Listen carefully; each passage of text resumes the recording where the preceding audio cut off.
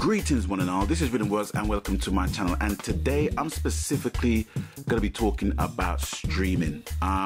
The reason why I'm basically doing this is simply because of the recent surge of interest into certain gaming channels that seemingly want to pick up on the smaller channels to boost them up, quote unquote. To me, it all sounds good on the outside, but the reality is, at the end of the day, like I mentioned in my gaming channels, the reality video, is that what it's about creating a database, right? It's creating a database with minimum effort. By that, I basically mean that even the moderate channels, I'm not even talking the big channels, the moderate channels will basically look for smaller channels, you know, to be on the side of them, so to speak, in order to build them up, because you have to build them up in order to build you up, right? So it's like, you know, it's a tier system, and at the end of the day, the more people that you basically get, right, and the more content that you basically get, the more you stand to basically make money as the company that recruited all the smaller channels. And I think at the end of the day, if that's what you basically want to be, if you want to be procured, if like that, then that's cool. You know, if you want to basically make your channel, bring your channel up, you're gonna have to basically start integrating certain things within your channel to make it even more interesting, you know. And for me, streaming is definitely one of the things that I see, you know, a few of my subscribers basically do, but they kind of do it in such a quiet way. Do you know what I mean? They do it in a quiet way, and you know, and it's not being broadened as much as I would personally like. Do you know what I mean? So I just want to basically just bring some things to the table for you to pick up or not pick up, for you to mull over and think about, you know, for all of those who have a channel, you know, that's trying to broaden their channel and broaden the appeal of the channel. Okay, now, got that out of the way.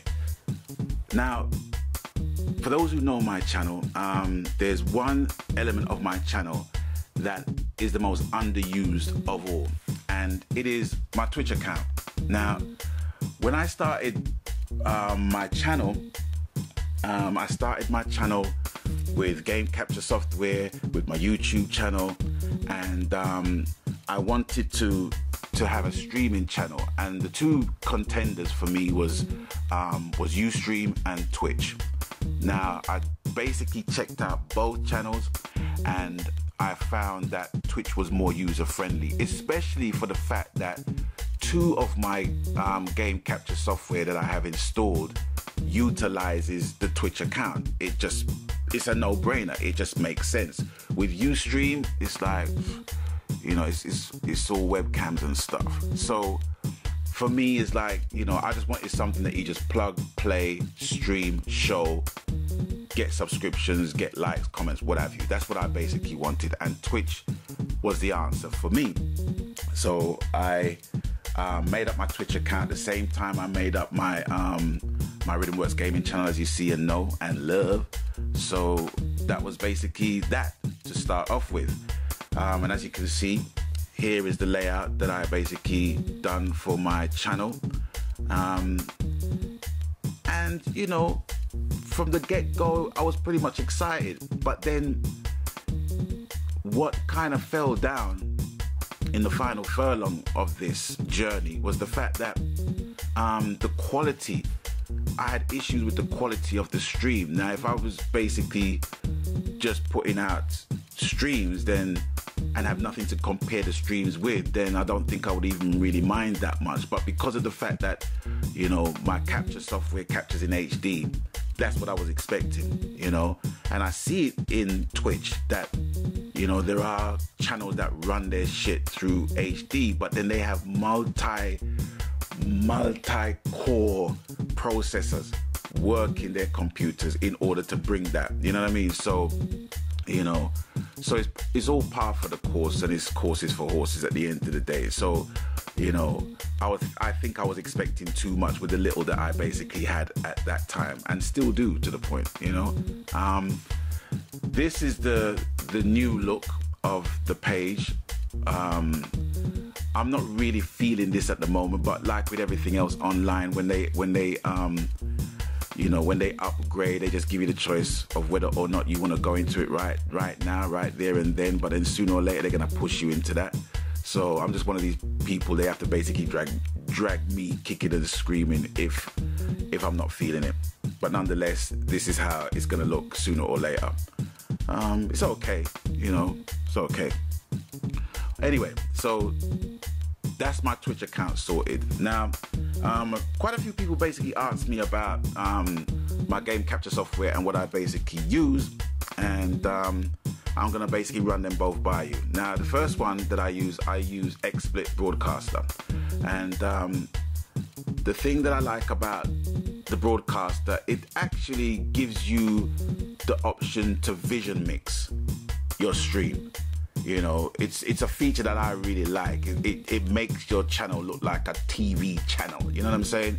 So as you can see on the interface, you got the main screen, which is the capture from excuse me, from my PS3, and on the bottom left, you've got basically the media that's imported into it, and then on the right hand side, you have all the scenes that you can basically make up. It kind of works like a Photoshop thing where you can actually add layers and layers and layers and stuff and what have you, but it's more like a digital video type of photoshopping, if that makes sense. So as you can see, I've got like 4 titles out of 12. Oh, and by the way, I've invested in the premium license, where certain features that you basically that you can't get in your basic beta, you know, you can get in the license. And plus, you don't want your streaming to have that watermark in the middle. It just looks cheap and look like you can't afford shit.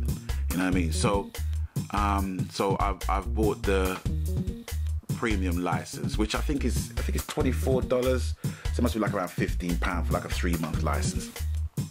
And you know, I'm cool with that. You know what I mean? I'm cool with that. It could be a little bit cheaper, but then, you know, everybody's got to eat, right? So anyway, yeah, so the bottom right, you got your scenes, and it can be made up of 12 different scenes, but me personally, I only need 4. You got the opening title, away from keyboard, gameplay, ident, which is the one you're seeing now, and the game logo. So you can import pictures of the game logos as a signature to the game you're basically playing, you know, and what have you. It's a good bit of kit. It's a good bit of kit, you know. And my main game capture software is the Elgato. Now, for me, it's like I cannot recommend this piece of kit highly enough. There are different things that has got it going for it, and I will try and bring the features to you. Okay, now as you can see on the left hand side, you have the gameplay capture. On the right hand side, you have from the top, you got the device obviously, and on the right hand side of the top section, you got a hammer and spanner icon.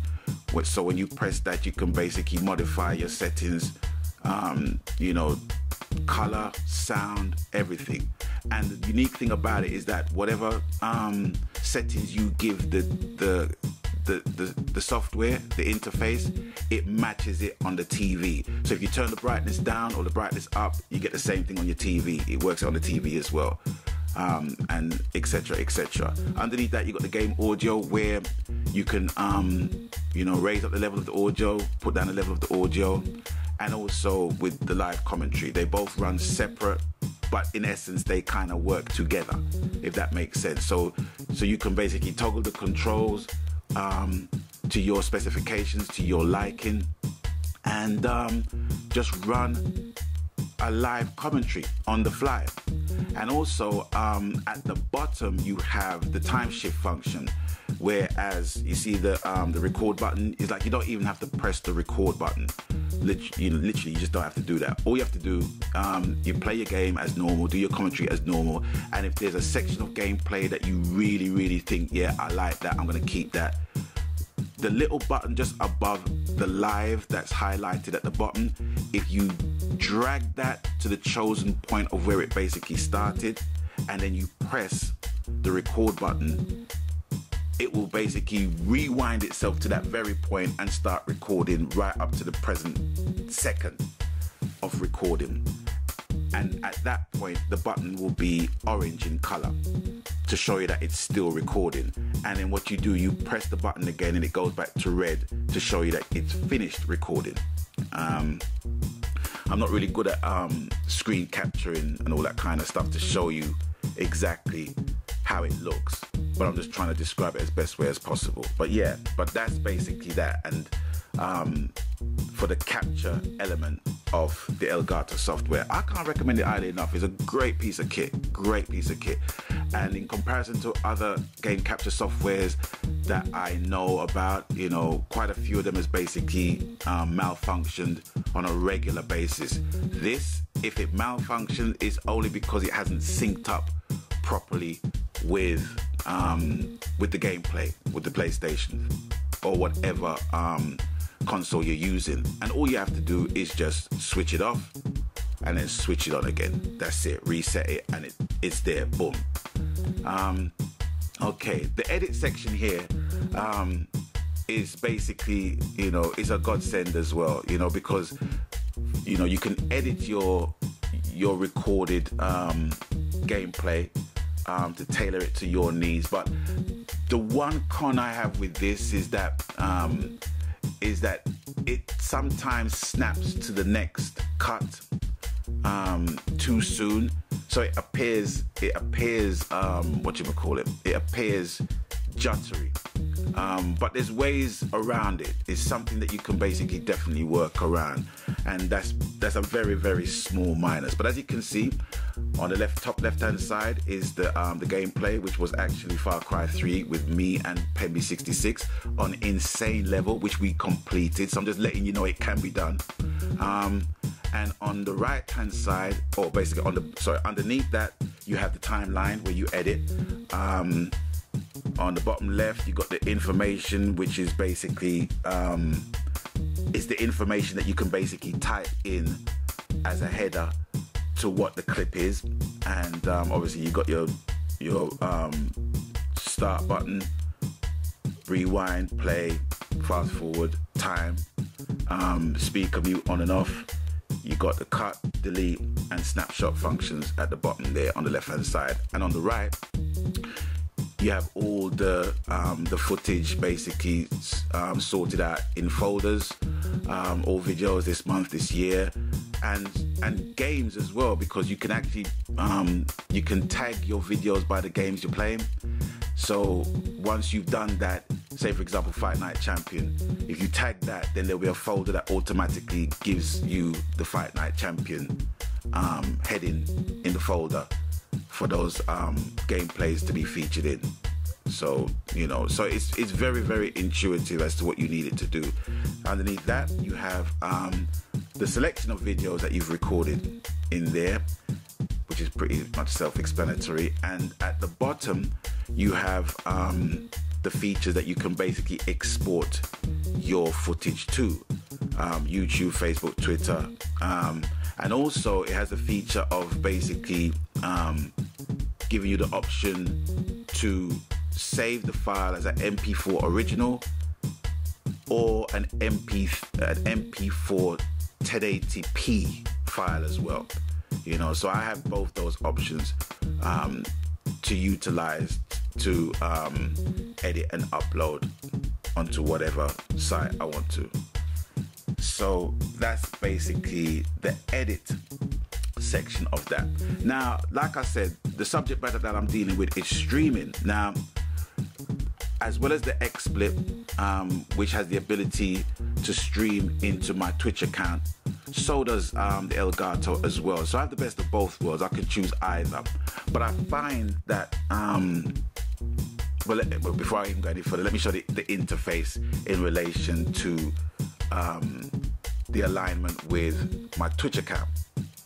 Okay, so I've just basically just highlighted the right hand side of the interface. Now, as you can see, the live streaming basically is there, where I if I press that button with the globe and the lightning charge on the left hand side, when I press that button, and the bottom right hand corner section of that button will turn green, and it will basically signal that my streaming has started, and then I will get a red on air on the border on the right hand side when that has basically started. And then if I scroll down and actually click on the Twitch logo, it will take me into my Twitch account, so I can actually see what I'm basically streaming, you know. And you know, more or less that's it really in relation to streaming on both my gameplay capture software. Now, the reason why I'm basically just going long-winded into this thing is because what I intend to do is I intend to start streaming certain events and random stuff as well. And the first thing I basically want to start doing in relation to my streaming is actually to interview HC Gaming for You and also the Great 10 More for their upcoming pay-per-view fight. I think it will basically bring a more, I don't know, a more immediate element to commentary, because I really want to start commentating, doing some live stuff, you know. I mean, I love posting up my videos on YouTube, but it's kind of like after the fact. And you know, with gamers that especially love the Fight Night series as well, I think that will basically be a very good addition to everyone's channel to kind of broaden the appeal of their channel. And I just think at the end of the day that, you know, to bring something different to the table will be something that a lot of subscribers and a lot of channel owners has to consider in such an oversaturated market. And let me see what else. Another element of interaction, of live interaction, which I think is a good idea. You know, although it's young in its production, I think it's gonna grow and grow and grow and grow and grow. And that is Google Plus, Google Plus Hangouts. Now, I've made myself an account with Google Plus because I have a Gmail account and it's free. But to be honest with you, I wasn't really that interested in that because I had YouTube, I had my streaming channel at that point before I tried it out, and I didn't think it really needed a Hangout.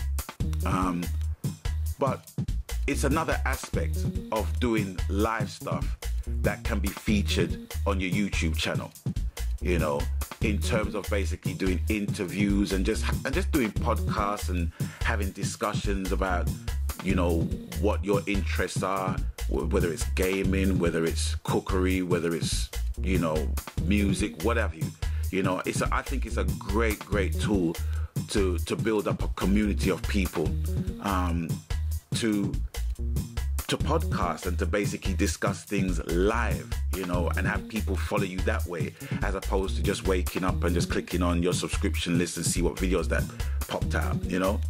Now, for those who basically missed the event, yeah, that's gonna still be the same process and routine that they're gonna follow anyway. But I think if you give them the option of watching something live, you know, especially, you know, with the advancement of tablets and smartphones and stuff like that, you know, it's all good. It's all good, and it's free at the end of the day. My only thing with the Hangout is that the video quality is very questionable. But at the same time, you know, there's ways and means of kind of getting around that to make your stuff look really good, as opposed to just using video footage. You can use still footage or still as opposed to just using video footage, you can use stills and what have you. But like I said, it's like, you know, for the more adept among you, you know, you would always find, I know Pemby would, you know what I mean? Pemby's a guy, he don't give up. It's like, if he sees something basically happening that is not right, he will go above and beyond the Call of Duty to try and fix it. But anyway, I'm waffling. But yeah, Google Plus Hangouts is another great tool to implement within your own YouTube channel, because you know you can actually stream your Hangout with up to 10 people.